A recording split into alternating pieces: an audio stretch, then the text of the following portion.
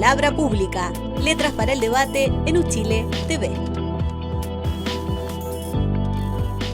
Bienvenidos y bienvenidas a Palabra Pública, Letras para el Debate, un programa producido por la Vicerrectoría de Extensión y Comunicaciones de la Universidad de Chile en conjunto con Uchile TV, nuestra señal televisiva universitaria, que puede sintonizar en el 11.2 de la región metropolitana y en todo el país. También por Radio Universidad de Chile a través del 102.5 del dial y en radio.uchile.cl. Hoy vamos a hablar de un tema entretenido, de un tema que nos toca a todas y todos en nuestra sociedad, a través de la información, de las noticias y de cómo consumimos estas noticias y esta información. Vamos a hablar de confianza, vamos a hablar de consumo de información y esto lo vamos a hacer con un especialista chileno. Hablo de Enrique Núñez Musa, quien es profesor académico y editor y quien junto a Francisco Javier Fernández, profesor de la Universidad Católica, estuvieron a cargo de hacer el reporte en Chile correspondiente al informe 2022 del Digital News Report de la Universidad de Oxford, que es uno de los informes más importantes sobre el consumo de noticias digitales que hay en el mundo. Actualmente, Enrique estudia un PhD en Información y Medios en la Universidad Estatal de Michigan, donde también es profesor asistente. En Chile, trabajó en las Universidades Católica de Chile y la Finisterre, y fue editor del sitio fastchecking.cl.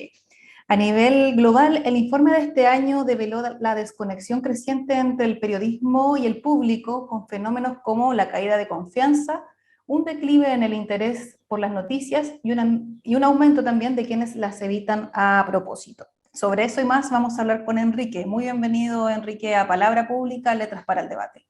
Muchas gracias por la invitación, Francisca, feliz de conversar. Excelente. Primero, Enrique, pedirte que nos puedas introducir en el tema, si nos puedes explicar un poco más en qué consiste este informe, desde cuándo se hace y por qué es tan importante. Mira, este es un informe global que se hace a través de encuestas en diferentes países del mundo, organizado desde un centro de estudios que tiene la Universidad de Oxford, que se llama el Reuters Institute for the Study of Journalism, que se dedica al estudio del periodismo, y es el único estudio sistemático que existe para medir tanto el consumo de noticias respecto a la cantidad, las plataformas, los dispositivos, como también, que es lo que siempre más llama la atención del estudio, la confianza en las noticias. Chile participa en este estudio desde el año 2017, que ahí empezó a trabajar mi colega Francisco Fernández, y después yo me sumé al proyecto del año 2018, y desde ahí trabajo yo con él realizando este informe para Chile, que se basa en encuestas. Se trabaja con una empresa internacional que se llama YouGov, que es la que trabaja también los mayores estudios internacionales para la mayoría de las universidades, consultoras internacionales, etcétera. Y esa empresa levanta los datos todos los años, con una muestra en el caso de Chile de más de 2.000 personas, y nosotros lo que hacemos es analizar esos datos desagregados, buscar el contexto que explican los patrones, etcétera. Y en el caso de Chile, ¿cuál es el contexto que circunscribe el periodo de estudio? ¿Cuáles son los grandes hitos que atraviesan este resultado? Y en grueso, ¿cuáles son los resultados en Chile? Y vamos a hablar del resultado global. Mira, en Chile en general nos vamos dando cuenta que hay un correlato con el resto del mundo. Hay ciertos hitos que han impactado más y que uno lo puede ver al revisar los resultados en el largo plazo. Por ejemplo, en términos de confianza, efectivamente, desde el estallido social en adelante, se produjo una baja de 8 puntos en el caso de la confianza en los medios en Chile, confianza que los encuestados declaran tener o no hacia los medios, porque así es como se mide. El encuestado se le pregunta, ¿cuánta confianza tiene usted en los medios de comunicación en Chile? Y una persona que antes daba un sí rotundo empieza a poner un no. Esa es la diferencia. Ese encuestado, en el fondo, empezó a mostrar un declive de confianza desde el estallido social hasta ahora y no ha habido un repunte relevante. Si bien subió algunos puntos de confianza entre el año pasado y este año, y también con el COVID 2019, es también un síntoma global. No es que estemos mucho peor que otros países del mundo, son muy pocos los países dentro del estudio que están sobre el 50%, y el país que está en el nivel más bajo es Estados Unidos, por ejemplo, está bajo el 30%. Chile en este momento se encuentra, y acá tengo los datos, ando con mi torpeo para poder ayudarme, pero Chile hoy día se encuentra en un 38 y el año pasado estábamos en un 36, y Estados Unidos está, si no me equivoco, en un 26, o sea, 10 puntos más bajo. Uh-huh. Y Enrique, Algo que también ha cambiado, ha disminuido considerablemente es el interés por las noticias en general. También ha cambiado, entre otras cosas, la forma de informarse. La gente consume más, según el informe, Internet, o sea, por redes sociales, como Facebook, WhatsApp, TikTok, que en los medios tradicionales como diarios o televisión. ¿Qué implicancias tienen estos cambios? ¿Cambiará el periodismo y las noticias como las conocemos? A ver, han habido varios cambios. En primer lugar, desde lo más básico que es el dispositivo. Eh, Cada vez más el teléfono se ha vuelto el principal dispositivo para consumo de noticias y eso de inmediato genera una interacción con las noticias que se basa cada vez más en las plataformas sociales. Y lo que más se ha generado es un incremento de este consumo de noticias, que ¿cuál es el gran problema que genera? Que es un consumo incidental. Es decir, que el emisor, los periodistas, los editores, tienen mucho menos control de cuál va a ser la experiencia que va a tener el usuario con sus contenidos. Porque estas noticias se ven cada vez más en plataformas que están manejadas externamente por empresas que tienen su propio algoritmo, donde se mezclan informaciones personales con informaciones noticiosas, como es el caso de Facebook, que sigue siendo a nivel mundial, más allá que mucha gente piensa que está en caída, cuando miramos los datos, sigue siendo la plataforma más usada en el mundo dentro de todas las plataformas sociales para consumir noticias. Entonces, eso es un desafío mucho más grande para el periodismo, porque cuando yo llevaba a mi usuario, en primer lugar, a mi página web, yo tenía mucho más control de esa experiencia, del avisaje, de cómo iba a presentar esa información. En cambio, en una plataforma social existe una competencia más grande y lo que está empezando a pasar, que nosotros también lo medimos en el estudio, si bien eso no aparece en el reporte, se mide cuánto se ocupan las plataformas para noticias y para entretención. Esa línea se está volviendo cada vez más delgada porque se está volviendo cada vez más difícil distinguir también qué es información y qué es entretención. Se va a volver más prominente cuando empiezan a agarrar un poco más de fuerza, que este año ya se mostró un poco más poderoso el caso de TikTok, por ejemplo, que es una plataforma que todavía se declara principalmente para consumo de entretención, pero cuánto de esa entretención no viene con información. El caso del TikTok del Washington Post, por ejemplo, que utiliza todos los códigos de la plataforma, con chistes, con canciones, con trends, pero para entregar noticias. Entonces se vuelve un desafío enorme para el periodismo saber de alguna manera conectarse con las audiencias en estas plataformas y al mismo tiempo no perder su credibilidad y su confianza en las mismas. Ujú. Bueno, nos hablabas de ese ejemplo del Washington Post, y en Chile estaremos preparados para dar ese salto, ya lo estamos haciendo. ¿Hay algún ejemplo que tú rescates? Mira, hay un ejemplo bien particular que es un caso de mayor innovación que lo está haciendo, por ejemplo, Canal 13, que tiene un periodista dedicado exclusivamente a esa plataforma y a generar contenido para esa plataforma. Y esa plataforma es el insumo primario, o sea, esa plataforma es el canal primario, y algunos contenidos que se hacen para la plataforma después pueden replicarse en el canal de televisión o en la página web.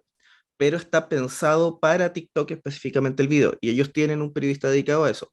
Insisto, ¿cuál es el problema que tiene eso al mismo tiempo? Es dónde están los límites con la credibilidad. Y eso es súper interesante, porque lo que va a exigir a los periodistas va a ser quizás ganar su credibilidad desde aspectos que tradicionalmente, incluso como se enseña en las escuelas, no son los que nosotros aprendimos que hacen creíble a un periodista.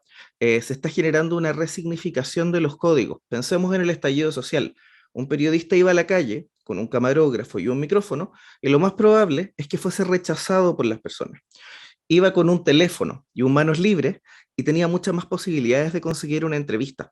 Entonces también nos va a hacer pensar cómo le hablamos a las audiencias en estos espacios, porque son plataformas que tienen códigos propios. Entonces va a haber que aprender estos códigos para poder ganar la confianza de las audiencias dentro de los mismos. Si yo en TikTok me paro con mi micrófono haciendo un despacho tradicional, lo más probable es que no voy a lograr esa conexión, porque son otros rituales, otros símbolos para poder conectarse con la audiencia. Ujú. Y Enrique, ¿qué pasa con el factor etario? ¿Nos impulsa a segmentar más los públicos, a educarlos en distintas plataformas? ¿Cuáles serían algunas claves como para también afrontar este escenario?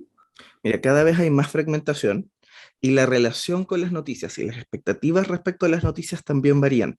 Y eso es una tendencia que se ha visto cada vez más también respecto a los diferentes reportes. Hay una cifra que se hace, que no tenemos el dato específico para Chile, pero se hace el consolidado a nivel mundial, que tiene que ver respecto a cómo ciertos sectores etarios, por ejemplo, se consideran más o mejor representados en las noticias. Me acuerdo un dato, no de este año, del año pasado, que me llamó mucho la atención, que fue, porque era uno de los países que destacaba, que era el Reino Unido. En el Reino Unido, por ejemplo, los jóvenes se sentían mucho menos representados que la gente mayor de 55 años. Eso también se mide a nivel de género, se mide y a nivel también educacional. Y lo que va a pasar con eso va a ocurrir es que va a haber una hiperfragmentación. Y efectivamente lo que está pasando, porque nosotros sí en eso tenemos las cifras de este año, es que en plataformas como TikTok, como Reddit, como Twitch, que son plataformas que todavía los que ya tenemos más de 30 años no tenemos internalizadas muchas veces dentro de nuestro consumo diario, sí se están volviendo fuentes de información súper relevantes para los jóvenes. Todavía, en el caso de Chile, los datos que yo revisé, son plataformas que se están utilizando más para entretención, pero lo que hay que pensar es que tenemos una generación que hoy día tiene 18, 19, hasta 25 años, que se está formando con esas plataformas. Y tal como nosotros nos formamos viendo monitos en la tele y después pasamos a las noticias, esta es una generación que se está formando viendo los bailes, las trends en estas plataformas y que después va a buscar un contenido más informativo en las mismas. Entonces va a haber que saber crecer con ellas, pero no abandonar tampoco a la otra audiencia. Por ejemplo, la televisión tradicional sigue siendo vista por las personas de más de 55 años dentro de lo que nos indica el reporte. Ujú. Sí, bueno, nombraste esas dos plataformas, yo debo decir que no las conocía siquiera, así que me quedo con esa tarea de revisarlas, a ver si me actualizo un poco más también en mi rol de periodista. Y Enrique, también quiero que ahondemos un poco en el concepto de la confianza. La confianza en las noticias y en los medios también cayó, que es algo que estábamos revisando. ¿Por qué la gente confía más en una plataforma de Internet que en un medio de comunicación que supuestamente es un espacio profesional, que tiene, entre comillas, la garantía de que hay un trabajador preparado, calificado para levantar ese material? A ver, son varios factores, porque también es difícil generalizar porque va cambiando según los países y según los contextos. Nos dimos cuenta, por ejemplo, que en el caso del año 2020, sobre todo, cuando ocurrió la pandemia, los medios tradicionales, y sobre todo los que se consideran los medios públicos, doy el ejemplo de Europa, por ejemplo, toda la televisión pública recuperó audiencias y recuperó confianza. ¿Por qué? Porque era finalmente el principal canal validado para tomar decisiones diarias. ¿Cuándo se genera más esta hiperfragmentación? Cuando hay escenarios, por ejemplo, de mayor polarización política, años electorales. Ahí es cuando en general la gente empieza a buscar espacios donde encuentran ideas más afines que verdadera información para tomar decisiones, sobre todo cuando ya hay una idea preconcebida respecto a una decisión. Es muy distinto cuando necesito las herramientas que me aporta un medio de comunicación validado para tomar decisiones diarias y cotidianas, más allá de que igual con el COVID-19 existieron serios problemas de desinformación.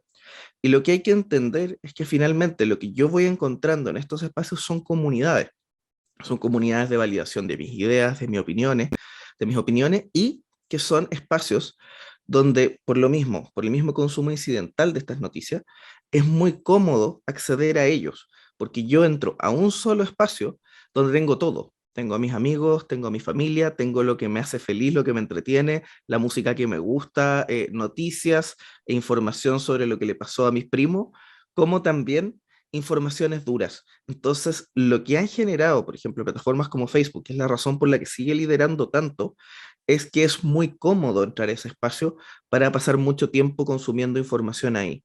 Eso es lo que hace que finalmente, en un mismo lugar donde yo además me relaciono afectivamente con la plataforma, pensemos cuáles son las maneras de interactuar que yo tengo con Facebook o con Instagram o con Twitter.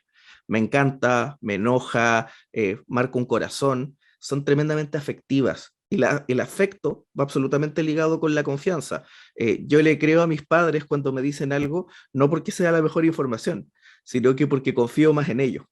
Entonces, si es un espacio de alta emocionalidad, donde me relaciono desde las emociones con el contenido y al mismo tiempo está el contenido emocional ahí, mi familia, mis amigos, junto con las noticias, es altamente probable que yo quiera confiar en lo que encuentro en ese espacio, porque además casi todo lo que aparece ahí es algo que yo elegí previamente. Yo le di like a una página, yo empecé a darle me gusta a algún espacio que hizo que el algoritmo me tirara más contenido como ese. Entonces son plataformas que están diseñadas para esa administración de la confianza. Enrique, otro dato del estudio a nivel global, principalmente en Latinoamérica en este caso, es que 6 países de la región fueron analizados en este estudio, incluyendo a Chile. Como promedio, se destaca que un 77% de la población usa un celular para informarse. Me imagino que muchos de nosotros estamos también en esa. Y solo el 14% paga por las noticias que consume en Internet y 6 de cada 10 personas no confía en las noticias. ¿Cómo se ve Chile en relación a sus vecinos respecto a principalmente los dos puntos? Primeros, el consumo por celular y el pago de noticias. Mira, en primer lugar es súper bueno que cada vez ya tenemos más países latinoamericanos dentro del estudio. Este año se incorporaron Perú y Colombia, que no estaban antes. Entonces eso nos va dando también una idea más amplia de no solo del mercado, sino que para ver que no son tan diferentes nuestra- nuestras tendencias respecto a los otros países. Yo diría respecto a los datos que tú mencionabas, que donde se ve una mayor diferencia, pero tampoco grande y significativa, tiene que ver sobre todo con el tema del pago por el consumo de noticias, en que, por ejemplo, hay otros mercados como que también se considera dentro de Américas para el estudio, como Estados Unidos, donde está mucho más avanzado. Estoy revisando acá los datos porque no me acuerdo siempre de memoria de todos los datos, pero si no me equivoco, por ejemplo, creo que en Colombia está más alto el dato de consumo, de pago por noticia, más que en el caso de Chile, pero están todos bajo el 15%. O sea, están todos como entre el 10 y el 15. Entonces igual se ve una tendencia más o menos similar.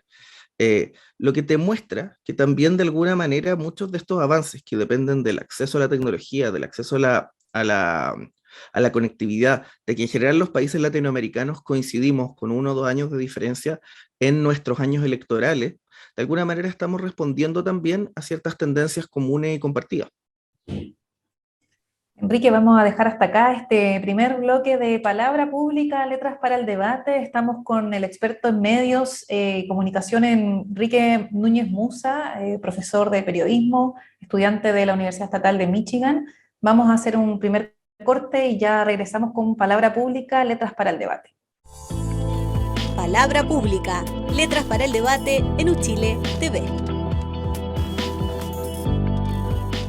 Estamos de vuelta en Palabra Pública, Letras para el Debate, conversando sobre información, sobre medios de comunicación, sobre consumo de noticias, sobre confianza. Estamos con Enrique Núñez Musa, quien nos está explicando este reporte internacional en el cual él, junto a un profesor de la Universidad Católica de Chile, están a cargo del capítulo chileno de este reporte. Enrique, querías validar un dato que... Sí, mira, que estaba revisando, pero yo les decía que estaban todos los países en el tema de la región, el tema del pago por noticias entre el 10 y el 15, y no, hay un par de países que están un poco más altos, ¿ah? Pero no es mucho más. Creo que el único caso que está un poquito más alto es Estados Unidos, que está en un 19%. Mientras que, por ejemplo, Argentina está en un 10, en el caso de Brasil, que también es bastante alto, es el 18, pero no se supera el 20% por pago de noticias. En el caso de Chile estamos en el 10%, que es bastante regular dentro de la región, considerando también cómo se ha ido implementando esta cultura del pago por noticias. Hay que pensar que, por ejemplo, Estados Unidos, que está bajo el 20%, pero está entre los más altos, partió mucho antes con las suscripciones, con eliminar el papel o convertir el papel en una herramienta menos relevante para lo que se ha llegado. Chile está casi en un 10% y es una tendencia que probablemente se podría llegar a incrementar. Súper. Veamos qué pasa también con otro caso de la experiencia local que ustedes mencionan en el capítulo chileno de este reporte. Nombran al canal La Red como un caso de reconversión exitoso en el que se logró llegar a una audiencia mayor gracias a los cambios adoptados en su línea editorial principalmente. Sin embargo, el canal vive hoy una crisis económica, hay una movilización de sus trabajadores, en parte por haber perdido auspicios debido a los cambios en esta misma línea editorial. ¿Qué opinión tienes sobre este caso particular de La Red, que es bien peculiar? Mira, es interesante lo de la red además porque nosotros siempre tenemos que incluir los nuevos actores dentro del mercado. Y eso también sirve para hacer una aclaración que tiene que ver con el ranking de confianza. Porque muchas veces la gente piensa que este es un ranking de cuáles son los medios más confiables de Chile. Y no es así. Lo que nosotros buscamos es ver cómo la audiencia se relaciona con distintos tipos de medios. Por lo tanto, si entra un actor relevante, lo incluimos en la lista, pero no es que haya una lista de 100 medios en que la gente diga yo confío en este o no. Por eso que, por ejemplo, aparece un tabloide como LUN. Entonces, no es que el lunes esté entre los 10 medios más confiables de Chile, sino que lo que busca el reporte es ver cómo un usuario se relaciona con un tabloide. Y por eso este es el primer año que incluimos la red, que por mucho tiempo no tuvo un departamento de prensa estable o contenido noticioso. Hace este cambio editorial y lo que quisimos reportar respecto a la red fue que efectivamente hubo un cambio en la línea que vino de la mano con otra información que se entrega ahí, que fue eliminar el People Meter, que es finalmente lo que se sigue considerando, más allá que yo soy bastante crítico de eso, el principal insumo para el avisaje. Entonces creo que ahí también hay una decisión estratégica que tiene que ver, por un lado, con una línea editorial que es poco amigable para muchos auspiciadores, lo que va de la mano también con otra de las tendencias que nosotros reportamos, que tiene que ver con las críticas que recibieron algunos medios cuando se cubrió el estallido social, por ejemplo, el caso de CNN Chile, un grupo de empresarios, me acuerdo decirme que Juan Correa que lo quería comprar después de un tiempo y que quitó su avisaje del canal en el momento en que se cubría, porque era un escenario de mucha polarización política, y creo que ese es uno de los riesgos de tomar una línea editorial polarizante. Eh, la objetividad nace en el periodismo para vender más diario. Así es como se instala la norma, porque el fondo de la prensa originalmente era partisana, pero en el momento que se dan cuenta de que pueden hacer noticias que las lea tanto la izquierda como la derecha, con una intención de neutralidad muy pocas veces lograda en realidad, es que había más gente leyendo el diario. Entonces era evidente que en el caso de la red se iba a considerar este tipo de polarización, porque finalmente a la hora de elegir ver el canal, a la hora de optar a auspiciar en el canal, había también un estar de acuerdo con esa línea editorial que se estaba presentando. Entonces, eso en general ha pasado en la historia de los medios siempre. Si yo opto por un camino, estoy dejando fuera a posibles auspiciadores y tengo que buscar mis propias comunidades y mis propios auspiciadores y mis propias audiencias. Que la audiencia en parte la encontró. Hubo una subida de audiencia del canal desde que se implementó la línea editorial, pero no era lo suficientemente sustentable para mantenerlo económicamente, porque además, por eso ya una mirada más de industria, es un canal que hizo demasiados cambios de programación y que creo que hizo demasiada inversión para el tipo de crisis que tenía, y fue súper poco progresivo, fue como un cambio de un año a otro, en que tenían un montón de contratados, un montón de programación en vivo, es difícil de hacer, mezcla de factores. Una línea editorial que deja fuera a un grupo de potenciales auspiciadores, eliminar el people meter, que sigue siendo el estándar del mercado, porque todavía las redes sociales no se han monetizado directamente en auspicios de lo que sale al aire. Es decir, si yo soy trending topic, eso no necesariamente se va a convertir en un avisaje exitoso. Y por último, decisiones que tienen más que ver a nivel de industria, ¿no? Que se implementaron muchas cosas. Pero es un caso interesante de mostrar, porque finalmente muestra que un actor nuevo en el mercado puede generar cosas. Ujú.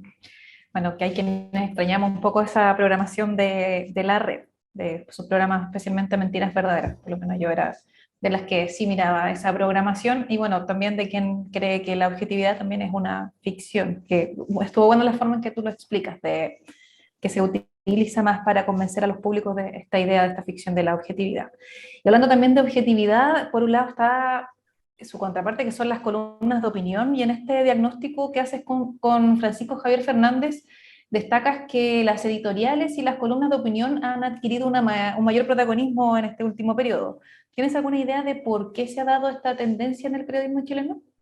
Sí, son dos cosas. Y creo que se conecta harto con el caso de la red, porque también lo que hizo, por ejemplo, la red fue tomar a periodistas, muy buenos periodistas que venían de otros ámbitos, que venían de la prensa escrita, que venían de la investigación, como el caso de Mónica González o el caso de Alejandra Matus, y convertirlos también en editorialistas televisivos, convertirlos en conductores dentro de estos espacios, porque sobre todo cuando se empiezan a vivir ciertos momentos políticos que requieren tomar decisiones, que requieren alta polarización, empiezan a emerger los liderazgos de opinión. Y en gran medida, en Chile está viviendo un proceso político súper importante desde el 2019 en adelante, con un montón de cambios que van a tener un montón de consecuencias para el futuro de nuestro país con la pandemia entre medio. Entonces, ahí es cuando más el periodismo creo que adquiere el rol de asignador de sentido de la realidad, que no basta solo con la selección informativa y el traspaso de información. Tiene que ver con conectar los elementos dentro de esta realidad y construir un relato dentro de la misma que nos permita asignar ese sentido. Y finalmente los seres humanos lo que más buscamos es ir dando sentido y entendiendo ciertos procesos.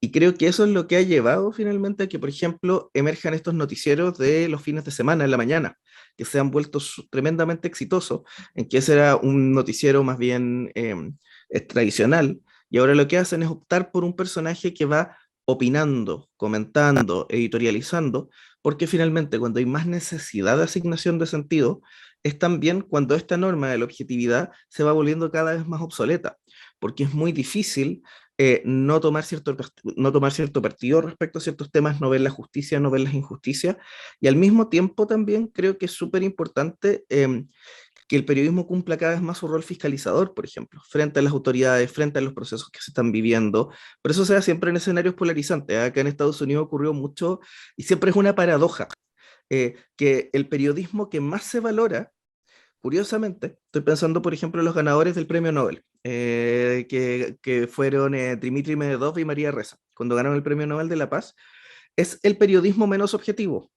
Ellos estaban haciendo periodismo con mucha autoridad, sin tener la autoridad legal para hacerlo porque estaban absolutamente oprimidos por sus gobiernos. Y eso es tremendamente interesante, porque el periodismo que todos consideramos con más autoridad, con más credibilidad, con más confianza, mejor reporteado, que se gana un premio Nobel, no es justamente el periodismo que va a sacar la cuña a la conferencia de prensa, sino que es el periodismo que fiscaliza, se opone a los poderes que enfrenta.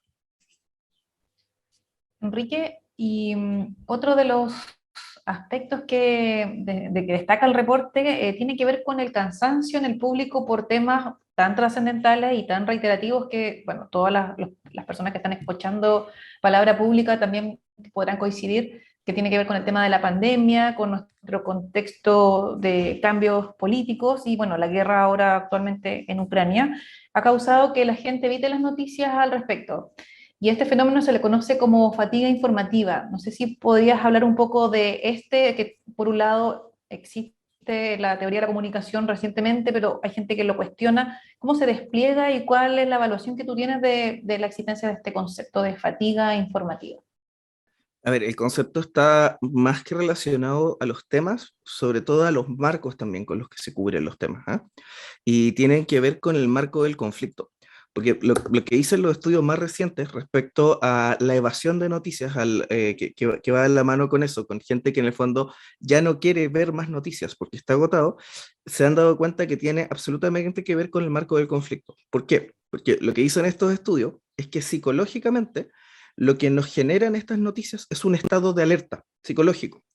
Y ese estado de alerta, el cuerpo lo puede soportar hasta cierto punto, pero después está en el nivel de estrés que no podemos seguirlo aguantando y nuestro mecanismo de supervivencia, por decirlo así, porque lo que están viendo esto no es mi área, pero he estado leyendo harto de este tema, tiene que ver con la psicología evolutiva.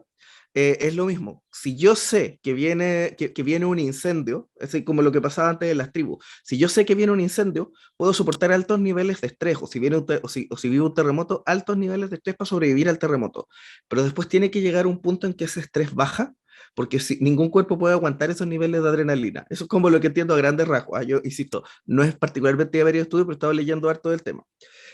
Y lo que lleva a eso es que cuando llego a ese punto de saturación, ya no puedo seguir consumiendo más esa información porque solo me aumenta los niveles de estrés.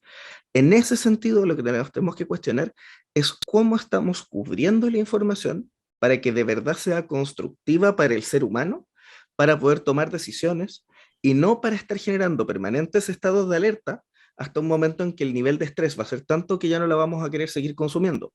Y creo que hay una de las cosas que hay que cuestionarse también es el marco del conflicto, es el marco de dar el peso a las informaciones de la misma manera. Es lo mismo un asalto en un barrio que un caso de corrupción importante y deberíamos cubrirlo con la misma urgencia, con la misma música de fondo, con los mismos tambores que nos van a poner nerviosos, porque finalmente si toda la información o gran parte de la información la estoy entregando desde un marco del conflicto, desde un marco de oposición, y estoy cubriendo con esos elementos también, que van a levantar mis emociones, lo que voy a terminar haciendo es que ningún ser humano va a ser capaz de aguantarlo. Entonces creo que ahí hay que discutir muy de fondo cómo estamos presentando la información. Y eso tiene que ver con lo que discutíamos la objetividad. Se está discutiendo mucho si todos los temas tienen que tener una parte y una contraparte. A veces quizás basta con presentar la información tal como está ocurriendo sin generar conflictos innecesarios también en la misma. Y Enrique, ¿y qué pasa con la sobreinformación? Por ejemplo, con el COVID vimos que, bueno, era el tema del momento, lo sigue siendo en términos sanitarios, no hay que olvidar que estamos aún en pandemia, pero ¿qué pasa con esas variables, con la reiteración de la información y la multiplicidad de plataformas por la cual nos llega esa información? ¿Cómo afecta hasta el concepto de fatiga? Hay una cosa que es súper interesante y es cuál es el tipo de información que se está entregando y cómo se está entregando. Y creo que ahí también tiene que ver con un vicio de la objetividad que tiene que ver con cuantificar versus también entregar los elementos cualitativos. Y te doy un ejemplo súper claro con el COVID. ¿Qué fue lo que más vimos todos los días? Reporte de aumento de casos, reporte de aumento de casos. Pero a la hora de enfrentar el COVID-19, a la hora de entender causas posibles, a la hora de cuidarnos entre todos, había una enorme cantidad de desinformación. Por lo tanto, la información que hubieran estado entregando los medios de comunicación no estaba siendo, o incluso las fuentes oficiales, el Ministerio de Salud, el Colegio Médico, no estaban siendo lo suficientemente efectivas, porque al mismo tiempo nos encontrábamos con personajes públicos, incluso diputados de la República, llamando a la gente a hacer gárgaras con sal y un montón de otras barbaridades. Por lo tanto, lo que hay que cuestionarse es de qué manera informamos respecto al COVID-19, de qué manera también los medios cumplen ese rol educativo respecto a la sociedad, porque sí, hay que dar cuenta del número y del aumento de casos, pero tampoco es lo único que sirve para informar. Y finalmente nos empezamos a dar cuenta que esos marcos, que son sencillos, porque la estadística está, son los que más se repiten y permanecen. Pero los mensajes que había que reiterar y que entregar muchas veces tenían que ver con, por ejemplo, generar comunidad, cuidarnos entre nosotros, enseñar maneras de cuidarnos entre nosotros, ver qué casos exitosos había en el mundo y respecto a eso había mucha desinformación. Entonces creo que hay una crítica muy grande también a cómo resolvemos las cosas. Evidentemente la cifra del MinSal era la noticia principal del día respecto al COVID, pero no estábamos viendo qué avances había respecto a los test de PCR en el mundo. Todo ese tipo de noticias, si bien salieron, fue mucho menos prominente que los casos. El caso era el conteo diario. Entonces ahí hay un tema. Y en un comienzo de esta entrevista hablabas de algunos casos de países europeos donde la gente acudía a la información de los canales públicos. Sabemos que en Chile existe un canal público que en su naturaleza igual está mezclado con su aspecto económico, un poco lo que hablábamos con la red, está marcado por su desempeño en términos de avisaje, etcétera. ¿Cómo crees que cambiaría el escenario nacional o qué impacto podría tener que nuestro canal público o sus variables de canal público pudiesen tener un rol más desmarcado de estas lógicas del mercado? Creo que lo primero es no entenderlo como un canal en cuanto solo transmisor y productor de contenidos audiovisuales. La televisión pública es una institución que entrega un servicio público que implica todo lo que va más allá de de la televisión como aparato en su complejidad. Eh, la televisión pública va de la mano con formación de audiencias, va de la mano con formación de periodistas, va de la mano con conectar a un país completo y preocuparse de su identidad y de la pluralidad de opiniones y personas que viven en ese país. E implica también, en ese sentido, hacer permanentes, y doy ejemplos, si bien tampoco hay que idealizar, ¿eh? Porque cuando uno después habla con un especialista británico, también tienen un montón de críticas respecto a la BBC, o cuando uno habla con los especialistas de Finlandia, también encuentra que hay un montón de cosas que se hacen mal. Entonces tampoco la idea es romantizar, pero sí creo que es súper importante que la televisión pública es la primera que debería conocer y encargarse de conocer a sus audiencias. Es la primera que tiene que conocer sus necesidades y preocupaciones. Es la primera que tiene que estar preocupada de alfabetización mediática, por ejemplo. Yo no he visto, por ejemplo, en la televisión pública, como se hace en otros países, por ejemplo, un programa, ahora, por ejemplo, el canal educativo nació gracias a la pandemia y es un proyecto que se venía conversando hace un montón de años. Es un proyecto que se podría haber hecho mucho antes. No puede ser que una necesidad tan urgente como tener a los niños en la casa por la pandemia sea lo que lleve a impulsar una innovación tan relevante como esa, que es tener contenidos de calidad para los niños que no pueden contar con televisión por cable, por ejemplo. Más allá que hoy día también tienen mucho contenido por internet. Entonces creo que el gran problema es ese, es que finalmente Televisión Nacional en muchos sentidos se ha entendido solo como un canal de televisión y al mismo tiempo para poder ser esto otro, para poder ser una institución que ve mucho más allá que solo la tele, que es lo que está pasando, por ejemplo, con muchos de los proyectos de fact-checking en el mundo, se llaman proyectos de fact-checking de segunda generación, en que ya no solo hacen chequeo y publican en una página, hacen talleres para las personas, enseñan qué es la desinformación. Lo que tiene que haber es también un respaldo económico súper grande e importante, independencia para poder equivocarse. A mí me encanta leer la historia de cómo se han hecho los grandes programas del mundo. Y Plaza Sésamo se hacía con estudios en casa donde medían qué efectos tenía la televisión en los niños para su aprendizaje. Y Plaza Sésamo no solo eran productores de televisión, trabajaban con expertos en educación dentro del set para diseñar los contenidos. Para mí eso es televisión pública. Es de verdad entender el objetivo principal y ante ese objetivo principal encontrar una solución audiovisual. Pero si yo tengo que buscar una solución audiovisual rentable y que el chorreo de eso sea para generar un contenido de calidad, donde además la mayoría va a venir de una productora externa y financiada por un fondo del CNTV, es muy poco lo que yo estratégicamente puedo planificar respecto al rol de esa televisión pública.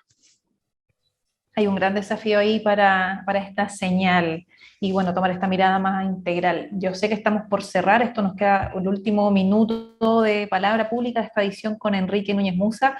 Tú, bueno, fuiste director de la plataforma factchecking.cl y ahí hacer una pregunta muy corta, si puede ser una respuesta acotada, si se puede luchar de forma efectiva contra la desinformación en Internet desde la experiencia que tú tuviste. Mi visión es la de una permanente contradicción, porque soy un optimista que vive en un permanente pesimismo. Para mí la desinformación es lo mismo que los incendios. Existe desde que el ser humano miente y va a seguir existiendo siempre.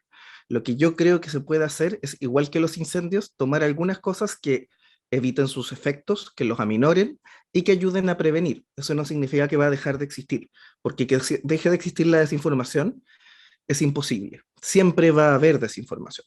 Lo que podemos hacer es generar más educación para ser menos vulnerables a la misma, educación en consumo de medios, generar políticas públicas respecto a las plataformas de difusión de la desinformación para que sean más proactivas respecto a cómo los usuarios la pueden identificar y para que también haya más control de las mismas. Por ejemplo, en el caso de Facebook, los avisos no tienen ningún tipo de chequeo. Entonces yo puedo pagar un aviso y mentir dentro de esos avisos, y la plataforma no hace nada. Eso es algo que se le puede exigir a una empresa.